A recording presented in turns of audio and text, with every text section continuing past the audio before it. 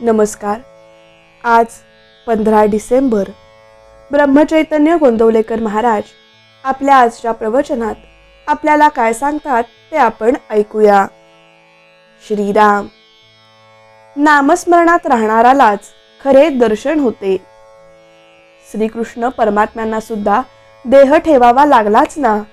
निराकार असले तरी साकार झाल्यावर त्याला सर्व काही आलेच की। रूप आले, गुण आले, सर्व काही आले आणि मग व्यवहारामध्ये सर्व करडे आले। तसेच ते साकारात आले म्हणून त्यांना जाणे हेही आलेच। श्रीकृष्ण व्यवहाराप्रमाणे वागले, वास्तविक पाहता ते आलेही नाहीत आणि गेलेही नाहीत। त्यांना येणे जाणे नाहीच, ते कायमच आहेत। साकाराचे रूप पाहावेसे वाटते, पण तेच सर्व काही नव्हे हे समजून चालले पाहिजे। भगवंताला पाहायचे असेल तर त्याला देहात पाहून चालणार नाही, असे श्रीकृष्णाने उद्धवाला सांगितले आणि त्याला ज्ञानाने समजावले। उद्धवाला हे ज्ञान झाल्यावर त्यांनी त्याला आता जाऊन गोपींचे समाधान कर असे सांगितले। त्याप्रमाणे गोकुळात जाऊन तो गोपींना सांगू लागला की तुम्ही श्रीकृष्णाला देहात पाहून प्रेम केले हे योग्य नाही, तुमची चूक झाली। अशा रीतीने देहाबद्दल त्याने तिरस्कार उत्पन्न करण्याचा प्रयत्न केला। त्यावर गोपींनी त्याला म्हटले की तू आपला वेदांत जिथे कुणी नाही तिथे जाऊन सांग। श्रीकृष्णाला देहात पाहून आम्हाला जे मिळाले ते आमचे आम्हालाच ठाऊक, ते तुला मिळणे शक्य नाही। गोपींनी श्रीकृष्णावर जे प्रेम केले ते देहाला विसरून केले।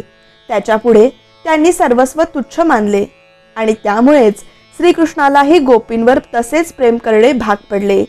गोपी त्याला अनन्य शरण होऊन राहिल्या तसे प्रेम करावे।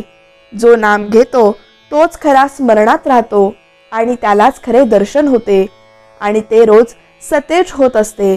देहाचे दर्शन हे विसरणारे असते, म्हणून नाम घेत राहा म्हणजे खऱ्या दर्शनात राहाल। सगुण मूर्ती नेहमीच आपल्याजवळ राहणे शक्य नसते, पण तिची खूण भगवंताच्या नामात आहे। म्हणून आपण नाम घेतल्यावर भगवंत आपल्याजवळ आल्यासारखा आहे। भगवंत सगुणामध्ये असताना रावणाची किंवा दुर्योधनाची बुद्धी पालटू शकले नाहीत। सगुण अवताराने वासना किंवा बुद्धी पालटण्याचे कार्य होऊ शकत नाही। सद्बुद्धी उत्पन्न करण्याचे सामर्थ्य फक्त भगवंताच्या नामातच आहे।